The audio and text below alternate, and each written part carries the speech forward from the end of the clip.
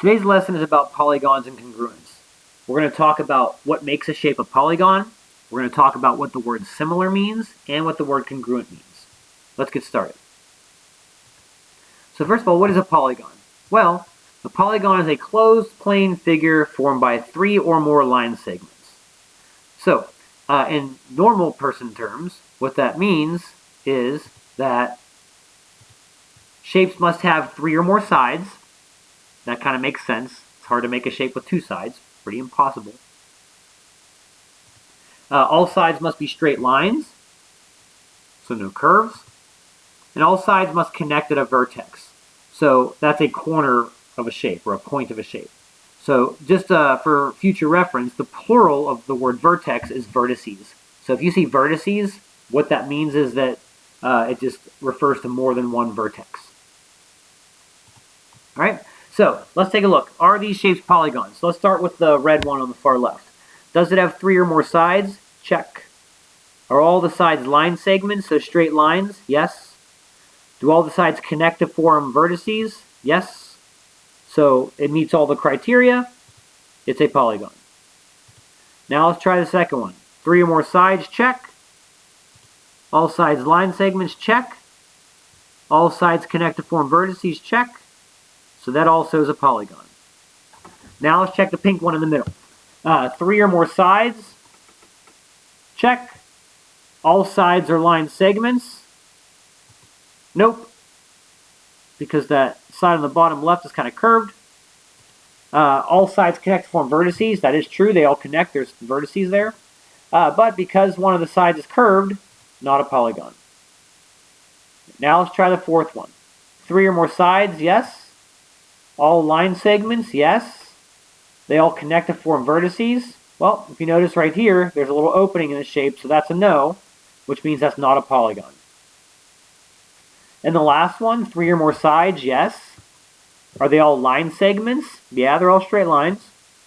Do they all connect to form vertices? Yep. So that third shape, yeah, is a polygon. All right? There's one other rule that you have to follow, is that polygons' sides can't intersect either. So like if 2 sides on a shape cross, that makes the shape not a polygon. Okay? Now let's talk about regular polygons. Regular polygons are shapes where all of the sides are equal and all of the angles on the inside are equal. So you can show this with symbols. So we have a triangle here. This triangle is regular because all of its angles on the inside are equal. And the way you show that, or the way you show that 2 or more angles are equal, is by using little curved lines like this. So these curved lines mean that the angles are all equal. The way you show that the sides are all equal is by putting a little slash or a dash on each line that's the same length. So this side here, and this side here, and this side here are all the same length. So we can use a slash to show that they're all the same length, or a dash. All right, so that is a triangle that's regular. You probably learned in elementary school. It's called an equilateral triangle. Okay. Polygons can also have lines that can cut them in half. So what you'll notice about this red line is it cuts the triangle into 2 equal parts. That line and that line, which also does the same thing, that cuts it into 2 equal parts. And that line there, which cuts it into equal parts, those are all called lines of symmetry. So regular polygons have lines of symmetry. Some irregular polygons also have lines of symmetry, but every regular polygon has lines of symmetry. And the interesting part about it is that if it's a regular polygon, it's going to have the same number of lines of symmetry as it has sides. So a triangle has 3 sides. A regular triangle has 3 sides. A regular triangle also has 3 lines of symmetry. Okay? So a line of symmetry divides into 2 equal parts, like I said. All right? So now let's go to types of polygons. Let's start with triangle. A polygon is a triangle if it has 3 sides and 3 vertices. So you'll see here, I'm going to show you one picture of a regular, or a typical or any kind of triangle. That's called a right triangle. And then one of a regular triangle where the sides and angles are all the same. So that's the one we just saw in the last picture. Okay? What about a quadrilateral? Quadrilaterals have 4 sides and 4 vertices. So there's a bunch of different types of quadrilaterals. There's rectangles, trapezoids, rhombus, square, kites. So a quadrilateral can have any kind of look to it as long as it has 4 sides and 4 angles. A regular quadrilateral is a square because a square has 4 equal sides and 4 equal angles. And they're marked with the markings. The little box in the corner not only tells that the angles are equal, but it also shows that they're 90-degree angles. Okay? A pentagon is next. So a pentagon has 5 sides and 5 angles, or 5 vertices. So a pentagon can look like this. That has 5 sides and 5 vertices. Or if it's a regular pentagon, it can look like that. And that's kind of like if you fly over the Pentagon in Virginia, in Arlington, it looks similar to that shape. I don't know if it's a regular pentagon or not, but it looks like that. And that's why it's called a pentagon, because it has 5 walls that are its sides. All right, the next shape is a hexagon. Hexagons have 6 sides and 6 vertices. I always remember that hexagon has 6 sides because the word 6 has an X in it, and hexagon has an X in it. So hexagon is 6. So hexagons can look like that if you want them to look like that. If it has 6 sides. Or if it's a regular hexagon, it can look like that. It has the markings for all the angles being equal and all the sides being equal. And what you'll notice is that the regular shapes or the regular polygons, as they get more sides, they tend to become kind of circular looking. You'll notice that with the next couple shapes. Let's move on to 7 sides.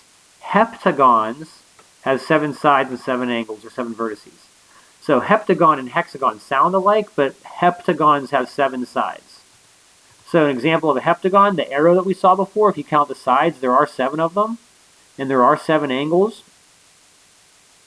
A regular heptagon looks like that. So again, it has kind of like a circular look to it, and all of its sides are equal and all of its angles are equal. Next is octagon. This is like your standard stop sign. Stop signs are octagons because they have 8 sides and 8 vertices. So here's an example of an octagon. That is irregular. A regular octagon, though, looks like that. So again, all sides are equal, all angles are equal, and it has kind of like a circular looking appearance to it. All right?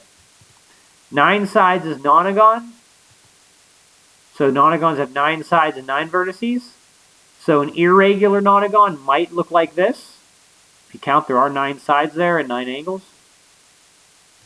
A regular nonagon looks like this. So again, it has a circular appearance. All of its sides and angles are equal. The last is 10-sided. 10-sided is decagon. So a decade is 10 years. A decagon has 10 sides and 10 angles or 10 vertices. All right, so an irregular decagon might look like this.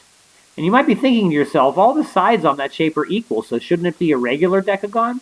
Well, the answer is no, because if you look at like the angle that's right here on the inside, and then the angle that's at the end of the one side here, those angles are not equal. That's why it's irregular.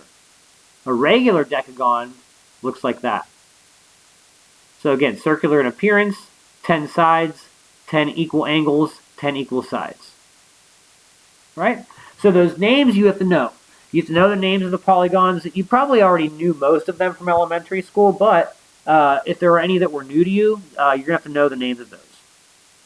All right? So let's classify these. To classify means tell me if it's a polygon or not, and then if yes, classify it as the type of polygon. So if it's a polygon, classify it with its type, and then you can even add, if you want to, add if any of them are regular or not. All right, so hit pause, do that, and then you can hit play and see how you did. Okay, the first one is a quadrilateral because it has 4 sides. The second shape has 7 sides if you count them, so that would be a heptagon. The third one only is not a polygon because only one of its angles is a real vertice. The other ones are curves, so there's really no angles there, just curves. So this one angle here does not make it a polygon. They would all be angles. So that's an angle right there too. But there's some curved parts that aren't angles. And then the last one is not a polygon because there's a big opening. It's not connected. Okay? So now, let's talk about similar and congruent figures. The words similar and congruent have different meanings, but they're in the same kind of general idea of how you talk about shapes.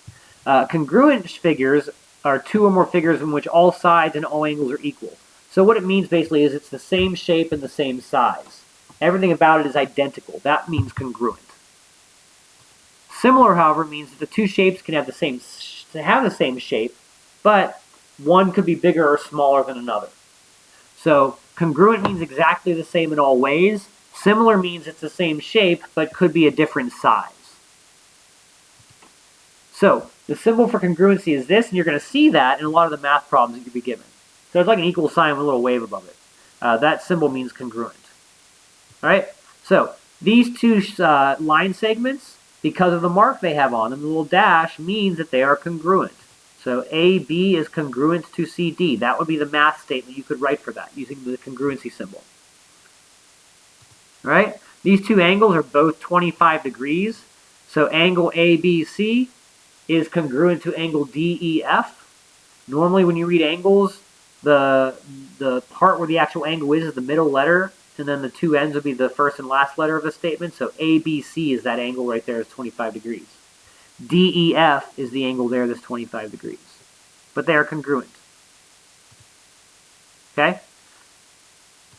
Next up, these two quadrilaterals, which are actually trapezoids, they are congruent because all of the sides have a matching side in the other shape, and all the angles have a matching angle. So one's just kind of flipped over. It's like a mirror image of the other. But line segment BC is congruent to GF. AB and EF are the same. Actually, AB and HG are the same too, because they both have one slash.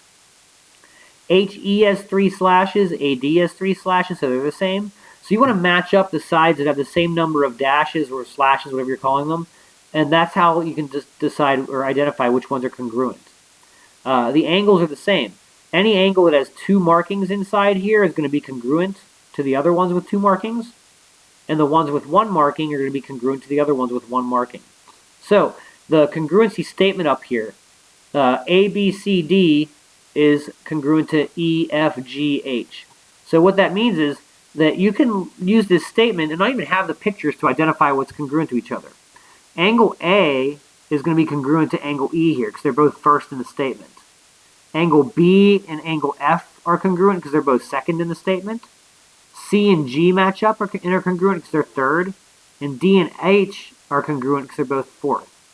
You can also do that with line segments. Line segment AB in this statement here is going to be congruent to line segment EF here because they're both the first 2 letters in each shape. So that's one way you can use the congruency statement to help find matching parts, especially if you don't have a picture or if the picture's not marked nice like it is here. Okay? So, and here's again another example or explanation of what I was just explaining.